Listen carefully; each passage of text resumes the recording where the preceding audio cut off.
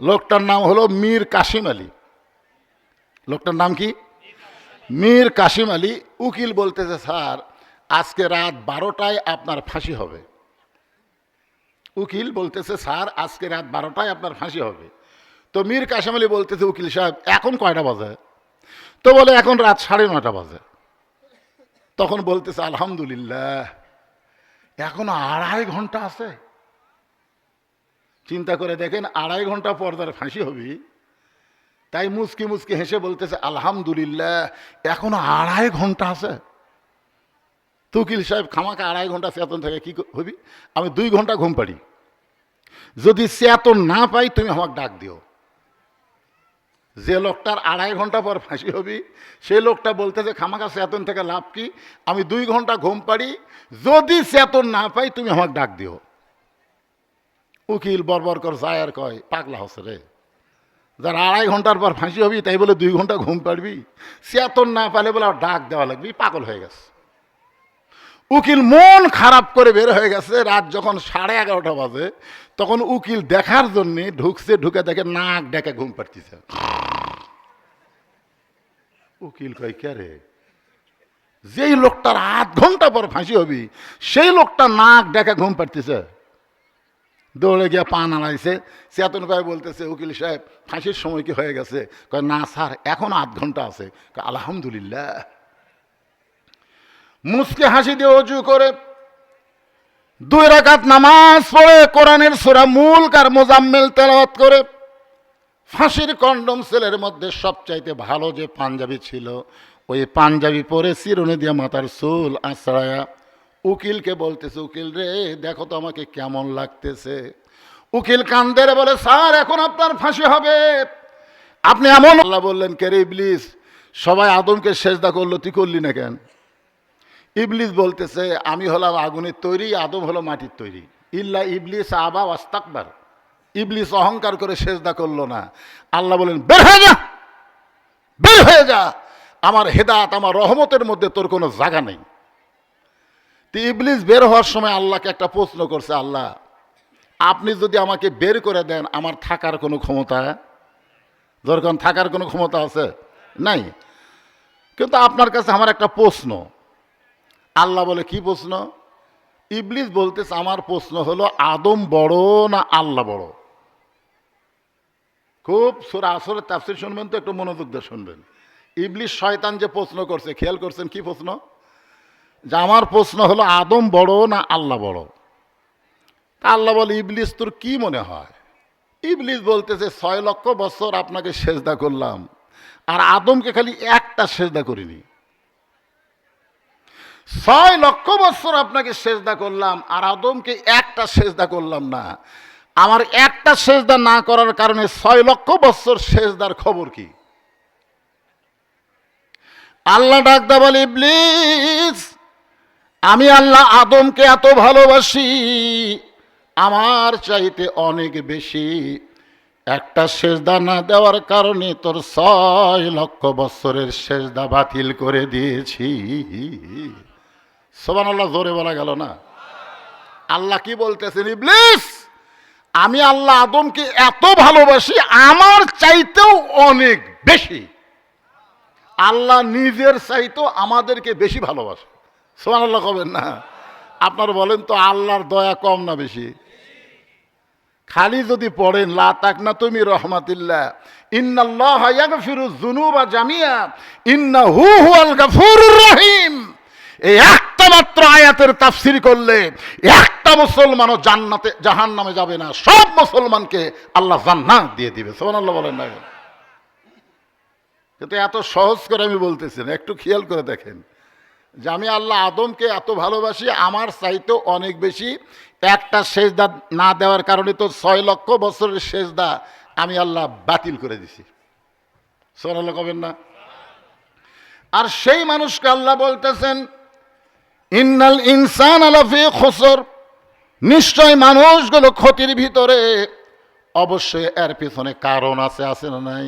কারণটা হলো ইল্লাল্লাযীনা আমানু ওয়া আমিলুস সালিহাতি ওয়া তাওয়াসাউ বিল হক ওয়াতাওয়াসাউ বিস-সবর। এখানে কয়টা বিষয়? খুব মনোযোগ দিয়ে শুনবেন। এই চারটা কাজ যদি আমাদের মধ্যে থাকে তাহলে আমরা তো ক্ষতির মধ্যে পড়বই না, বরং দুনিয়া থেকে বিদায় নেওয়ার পরে আমাদের দেহ যাবে কবরে, আমাদের রুহুর কোনো কবর হবে না। আল্লাহ বিনা হিসাবে জান্নাতের দরজা খুলে দিবে। আপনারা কি মনে করেন আমাকে কবর হয়? আপনাদের কি ধারণা আমাকে কবর হয়? এই দেহটার কবর হয়। আর আমাদের মধ্যে যেটা আছে, ছিল, আছে, যাবে, এর কোনো কবর নেই।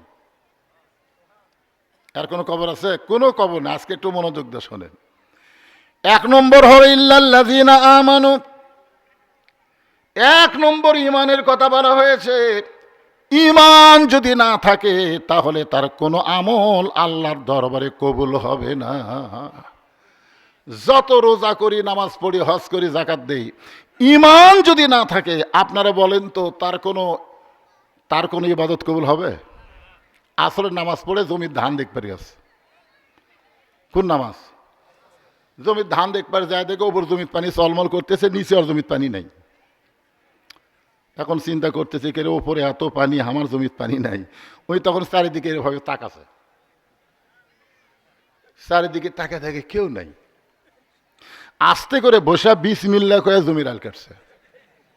আল কাটার সময় কি কছে? বিসমিল্লাহ কছে। বিসমিল্লাহ কয়ে জমির আল কাটে ওই পানি দিয়ে হাত ধোছে, ধুয়ে আবার দাঁড়ায় চারিদিকে তাকায় বলতেছে আলহামদুলিল্লাহ, কেউ দেখেনি। এখন আপনারা বলেন তো এই লোকটার কি আছে? নামাজ আছে, জোরে কান কি আছে, কিন্তু কি নাই? এক নম্বর বৈশিষ্ট্য হলো আল্লাযীনা ইউমিনুনা বিল গায়ব। অদৃশ্যের প্রতি বিশ্বাস স্থাপন করতে হবে। ইমানদার মাত্রই যত পাপী হোক না কেন তার বিশ্বাস হলো কেউ না দেখলেও কে দেখতেছে। আজকে আমাদের বাংলাদেশে এই যে 12 তারিখে নির্বাচন হলো, কত দিয়ে বেচছেন ইমান? কত দিয়ে বেচছেন? ইমানেরও বেচা কেনা হচ্ছে, জোরে কোন কথা ঠিক কিনা? এরা এক নম্বর হলো ইমান। সাহাবেরা জিজ্ঞাসা করলেন, এ রাসূলুল্লাহ, এই গুরুত্বপূর্ণ ইমান সম্পর্কে আমরা জানতে চাই। আল্লাহ রাসূল বললেন, ইকরার বিল লিসান, তাসদীকু বিল জানান, আমল বিল আরকান, এরই নাম হলো ঈমান। এই বিরক্ত হচ্ছেন? মরা লাগবেই তো, মরা লাগবে না? আল্লাহ কি বলেছে? লা তামুতুন্না, মরিস না, ইল্লা ওয়া আনতুম মুসলিমুন, যতক্ষণ মুসলমান না হবে। মুসলমান হয়ে যদি আমরা মরতে চাই তাহলে আমাদের ঈমানের দরকার আছে না নাই? এই জন্য গুরুত্ব দিয়ে গুরুত্বপূর্ণ কথা শয়তান শুনতে ব্যাখ্যাল করে দেয়। ইকরার বিল লিসান, জবানে বলতে হবে লা ইলাহা ইল্লাল্লাহ। সবাই বলেন লা ইলাহা ইল্লাল্লাহ, লা ইলাহা। এটার নাম হলো ইকরার বিল লিসান, জবানে বলতে হবে। এরপরে রাসূল বললেন তাসদীকু বিল জানান, শুধু জবানের মধ্যে রাখলে হবে না, এটা কলিজার মধ্যে জায়গা দেওয়া লাগবে। আপনারা বলেন তো ইমানটা যদি কলিজার মধ্যে জায়গা পায় ওই লোকটার কাছে জীবনের দাম বেশি না ইমানের দাম বেশি? আপনাদের কাছে কিসের দাম বেশি? জীবনের? এই সবাই জোরে বলবেন, জীবন বাঁচান ফরজ না ইমান বাঁচান ফরজ? সবাই বলতেছে না। আপনি যতই চেষ্টা করেন, খালেদা জিয়াকে বাঁচানোর জন্য কি কম চেষ্টা হচ্ছে? আপনার কোন তো জীবন বাঁচান যদি ফরজ হতো তাহলে খালেদা জিয়াকে আমরা মরবার দিতাম। কত ডাক্তার, কত কি, কত দোয়া, এরপরে মরে গেলই বারে। তারপরে বোঝা গেল আমি যতই চেষ্টা করি আমি আমার জীবন বাঁচাতে পারবো না। তবে যদি আমি একটু চেষ্টা করি, বেশি চেষ্টা না, আজকের ওয়াজটা শোনেন, সামান্য একটু চেষ্টা করলে আমি আমার ঈমান বাঁচাতে পারবো। তাহলে আমরা জীবন বাঁচাবো না ঈমান বাঁচাবো? কারা কারা ঈমান বাঁচাতে চান দুই হাত তুলে আমার আল্লাহকে একটু দেখান তো দেখি। এ টান টান করে তোলেন, লিল্লাহে তাকবীর। হাত নামান, হাত নামান। এই ইমানটা এই জায়গাটা আমার দিকে তাকায় দেখেন, এই কলিজার মধ্যে যখন ইমান থাকবে ওই ব্যক্তির চরিত্র কেমন হবে আমি একটা দৃষ্টান্ত দেই, দিব। লোকটার নাম হলো মীর কাসিম আলী। লোকটার নাম কি? মীর কাসিম আলী। উকিল বলতেছে, স্যার আজকে রাত 12টায় আপনার ফাঁসি হবে। উকিল বলতেছে, স্যার আজকে রাত 12টায় আপনার ফাঁসি হবে। তো মীর কাসিম আলী বলতেছে, উকিল সাহেব এখন কয়টা বাজে? তো বলে এখন রাত 9:30 বাজে। তখন বলতেছে, আলহামদুলিল্লাহ এখনো 2.5 ঘন্টা আছে। চিন্তা করে দেখেন, 2.5 ঘন্টা পর তার ফাঁসি হবে। তাই মুচকি মুচকি হেসে বলতেছে, আলহামদুলিল্লাহ এখনো 2.5 ঘন্টা আছে। তো উকিল সাহেব খামাকা 2.5 ঘন্টা চেতন থেকে কি হবি? আমি 2 ঘন্টা ঘুম পাড়ি, যদি চেতন না পাই তুমি আমাকে ডাক দিও। যে লোকটার 2.5 ঘন্টা পর ফাঁসি হবি সেই লোকটা বলতেছে, খামাকা চেতন থেকে লাভ কি? আমি 2 ঘন্টা ঘুম পাড়ি, যদি চেতন না পাই তুমি আমাকে ডাক দিও। উকিল বরবর কর যায় আর কয়, পাগলা হচ্ছে রে, যার 2.5 ঘন্টার পর ফাঁসি হবি তাই বলে 2 ঘন্টা ঘুম পাড়বি, চেতন না পালে বলে ডাক দেওয়া লাগবে, পাগল হয়ে গেছে। উকিল মন খারাপ করে বের হয়ে গেছে। রাত যখন 11:30 বাজে তখন উকিল দেখার জন্যে ঢুকছে, ঢুকে দেখে নাক ডেকে ঘুম পাড়তেছে। উকিল কয়, কে রে? যেই লোকটার 8 ঘন্টা পর ফাঁসি হবি সেই লোকটা নাক ডেকে ঘুম পাড়তেছে। দৌড়ে গিয়ে পা নাড়াইছে, চেতন কয় বলতেছে, উকিল সাহেব ফাঁসির সময় কি হয়ে গেছে? কয় না স্যার এখন 8 ঘন্টা আছে। আলহামদুলিল্লাহ। মুচকে হাসি দিয়ে অজু করে 2 রাকাত নামাজ পড়ে কোরআনের সূরা মুলক আর মুজাম্মিল তেলাওয়াত করে ফাঁসির কন্ডম সেলের মধ্যে সবচাইতে ভালো যে পাঞ্জাবি ছিল ওই পাঞ্জাবি পরে চিরুনি দিয়ে মাথার চুল আঁচড়ায়া উকিলকে বলতেছে, উকিল রে দেখো তো আমাকে কেমন লাগতেছে। উকিল কান্দের বলে, স্যার এখন আপনার ফাঁসি হবে। আপনি এমন ভাবে জামা গায়ে দিয়ে মাথার চুল হাঁচড়াইতেছেন, আপনি কি শ্বশুর বাড়ি যাবেন? মীর কাসিম আলী মুচকি মুচকি হাসের বলে, উকিল রে ফাঁসি হবে আমার আর তুমি কাঁদতেছ? তুমি জানো না আমার তাসদিক বিল জেনান কলিজার ইমান বলতেছে ফাঁসির মাধ্যমে আল্লাহ 8টা জান্নাতের দরজা আল্লাহ খুলে দিয়ে দিবে। যাদের কলিজার মধ্যে ইমান থাকবে তারা মৃত্যুকে পরোয়া করবে না, কারণ এই দুনিয়া থাকার জায়গা না, এখানে আসলে সবাইকে যাইতে হবে, কেউ থাকতে পারবেন না। 3 তলা 4 তলা বাড়ি করে বারবার তাকাচ্ছেন, কি দেখতেছেন ভাই? কয় 6 তলার ভিত দিছি হুজুর, 4 তলা হচ্ছে তো রড বার করে থুছি, ওই 2টা তলা হলেই আমার আর টেনশন নাই। কান্দের ফেরেশতা কয়, শয়তান উপর দিকে তাকাস না রে, নিচের দিকে তাকা। তোর 6 তলা না, তোর হলো নিচতলা। নিচতলা নিচতলা যাওয়ার তবিল, নিচতলা যাওয়ার সম্পদ জোগাড় কর। কিন্তু যেদিন ডাক পড়িবে কবর মাঝে যাইতে, জোগাড় কিছু করছো বন্ধু তার মাঝে বিছাইতে। এই বাচ্চারা, এই ওদিকে সালু আলু করো কেন? এদিকে তাকাও, গুরুত্ব দিয়ে গুরুত্বপূর্ণ কথা শোনো। কলিজার মধ্যে ইমানের জায়গা দেওয়ার দরকার আছে না নাই? দরকার হলে প্রয়োজন হলে গোটা দুনিয়া ছাড়ব, কিন্তু 1 মুহূর্তের জন্য আমরা আল্লাহ রাসূল ছাড়ব না। জোরে কোন কথা ঠিক কিনা? 1 মুহূর্তের জন্য না। কিসের দুনিয়া রে? এ দুনিয়া কি? তাসদিক বিল জানান কলিজার মধ্যে ইমান। কলিজার মধ্যে যখন ইমান থাকবে ওই মানুষটার কাছে জীবনের চাইতে ইমানের গুরুত্ব বেশি হবে। এরপরে রাসূল বললেন, আমল বিল আরকান, ইমান অনুযায়ী আমল করা লাগবে। এখন বলেন তো, ইমানকে ঠিক রাখতে গেলে যে আমল না করলে ইমান থাকবেই না, সেই আমলের নাম কি? 2-1 জন কোন কেন? আমাকে একজন বলতে যে হুজুর আমি না হয় নামাজ পড়ি না, রোজা রাখি, আমার রোজা কি হয় না? আমাকে একজন বলতেছে, হুজুর আমি নামাজ পড়ি না কিন্তু রোজা থাকি, আমার রোজা কি হয়? আমি বললাম, পাগলা, আল্লাহর সঙ্গে ঠাট্টা করা। কোরআন হাদিসের কোনো জায়গায় নাই কেউ যদি হজ না করে কাফের হবে, জাকাত না দিলে কাফের হবে, রোজা না করলে কাফের হবে, এ কথা কোরআন হাদিসের কোনো জায়গাতে নাই। কিন্তু ডাইরেক্ট বলা হয়েছে লা সালাতা লা ঈমানা, যার নামাজ নাই তার ঈমানই নেই।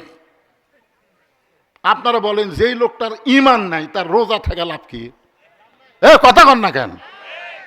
বাইনাল আবদি ওয়াল কুফরি তরকুস সালাত, বান্দার কাফের মধ্যে পৃথক করার জিনিসটার নামই হলো নামাজ। যে নামাজ পড়বে সে আল্লাহর বান্দা, যে নামাজ পড়বে না সে হলো কাফের। তাহলে বেনামাজি কাফেরের জন্য রোজা থেকে কোনো লাভ আছে? এ কথা কন, রোজা থেকে লাভ আছে? এই জন্য আমল বিল আরকান, ইমান অনুযায়ী আমল করতে গেলে 1 নম্বর যে আমল না করলে ইমানই থাকবে না, সে আমলের নাম কি? আরো জোরে জোরসে বলুন মাশাআল্লাহ। একটা কঠিন হাদিস, এই যুবকেরা শোনো, নামাজ কিন্তু বুড়া মানুষের জন্য না বাজান। সরকারি চাকরি কিন্তু বুড়া বয়সে হয় না রে। নামাজও কিন্তু সরকারি চাকরির মতন ইবাদত। এটা বুড়া বয়সে হবি না তো। সারা জীবন অকাম করছে, বুড়া বয়সে লাতিক করছে, সিয়াল্লা মসজিদের সামনে কাতার থুয়ে যা। সারা জীবন অকাম করছে, নাট বল্টু সব জ্যাম মারে গেছে, এখন রুকু সেজদা ঠিক মতো করার পারে না, এখন সিয়ারিলিয়ার সামনে কাতারে থুয়ে দিস। এখন ইমাম সাহেব এই কাতারে সিয়ার কার, এই সামনে কাতারে সিয়ার কার। তোরা একজন বলতেছে মসজিদের সভাপতি, ইমাম বলতেছে সভাপতি সাহেব, হ্যাঁ। চিন্তা করে দেখেন, যেই শয়তান সারা জীবন নামাজ পড়েনি, বুড়া বয়সের সামনে কাতার সিয়ার, তুই কি বুঝাচ্ছে? যারা 27 গুণ সোয়াব পাবা তারাও যেন সোয়াব না পায়। কারণ যেই কাতারে সিয়ার থাকবে ওই কাতারের মুসল্লি 27 গুণ সোয়াব পাবে না। কারণ 27 গুণ সোয়াব যদি আপনি নিবার চান তাহলে কাতার সোজা করা লাগবে। আর কাতার সোজা করতে গেলে পায়ের গোড়ালির সঙ্গে গোড়ালি মিল করে দাঁড়াতে হবে। জোরে কোন কথা ঠিক কিনা? এখন যেই কাতারে চেয়ার থাকে ওই কাতারে চেয়ারে যে বসে তার গোড়ালি গুটি। তাহলে আপনি এত কষ্ট করে বাড়ির থেকে মসজিদে 27 গুণ সোয়াবের জন্য যাচ্ছেন, আর যাওয়ার পরে কাতারে চেয়ারলে আপনি নামাজ পড়তেছেন, আপনি সোয়াব পাবেন ঠিকই, 1 গুণ 27 গুণ পাবেন না।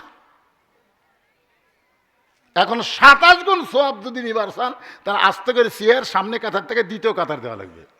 দ্বিতীয় কাতারের লোকেরা যদি 27 গুণ চায় ওরা তৃতীয় কাতার দেবে।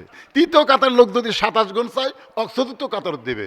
চতুর্থ কাতারের লোক যদি 27 গুণ চায়, আস্তে আস্তে চেয়ার একটাও মসজিদে থাকবে না, সব বারান্দাত এতিমের মতন পড়ে থাকবে। জোরে কোন কথা ঠিক কিনা? কি 7 বছর থেকে নামাজের তালিম দেওয়া লাগবে। শোনেন, নামাজ হচ্ছে সরকারি চাকরির মতন। 7 বছর থেকে নামাজের তালিম দেওয়া লাগবে। 10 বছর থেকে জোর করে নামাজ ধরাতে হবে। আপনারা কি মনে করছেন নামাজ বুড়া বয়সের নামাজ?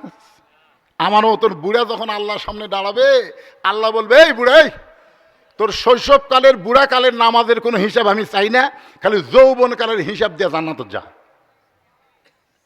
তা আমার যৌবনকালে তো নামাজই নাই। তাহলে তাই যুবকেরা একটু মনোযোগ দিয়ে শোনো বাজান। আল্লাহ রাসূল বলেছেন, মান তারাকা সালাতু মুতাম্মিদান ফাকাত কাফারা। ইচ্ছা করে একটা ওয়াক্ত নামাজ যারা বাদ দিল তারা আল্লাহর সঙ্গে কুফরি করলো। এখন বলেন, ঈমান গ্রহণ করার পরে ঈমানকে রক্ষা করার যে ইবাদতটা লাগবে সেই ইবাদতের নাম কি? যারা বলতেছেন না তারা কি নামাজ পড়েন না? আচ্ছা, যারা মাগরিব এশা নামাজ পড়েননি মনে করেন, তারা যদি ফজরের আগে মরে যান তাহলে দুনিয়ার কত মানুষ আপনার জানাজা করলে আপনি বেহেশত যাবেন? এ কথা বল না কেন? তাহলে এই মুহূর্তে আপনারা নিয়ত করেন, যারা মাগরিব এশার নামাজ বাদ দিয়ে ওয়াজ শুনতেছেন ফজর থেকে, তারা নামাজ আদায় করবেন। আল্লাহ বলে এই নিয়ত করার সঙ্গে সঙ্গে যত নামাজ পড়ার না পড়ার পাপ হয়েছে আমি আল্লাহ সব মাফ করে দিলাম। তাহলে এই পবিত্র রমজান মাসে 5 ওয়াক্ত নামাজ আদায় করার নিয়ত করা যায় কি যায় না? ধরে কোন যায় কি যায় না? যেই যুবকেরা কষ্ট করে টাকা পয়সা খরচ করে এত সুন্দর আয়োজন করেছে। আমি আপনাদের সাপাহারে অসংখ্য মাহফিল করছি, অনেক মাহফিল করছি, কিন্তু এত ডেকোরেশন, লাইটিং ফাইটিং, এত সুন্দর কোনো মাহফিল আজকেই প্রথম দেখতেছি। এত সুন্দর করে যুবকেরা রমজান মাসে মাহফিল করলো, সেই যুবকেরা নামাজি হোক, এটাকে আমরা চাই না ভাই? দরকার চাই কি চাই না? যুবকেরা যদি নামাজি হয়ে যায় তাহলে এই দুনিয়াতে আল্লাহ তাদেরকে 3টা পুরস্কার দিবে। 1 নম্বর পুরস্কার হলো ইন্নাস সালাতা তানহা আনিল ফাহশাই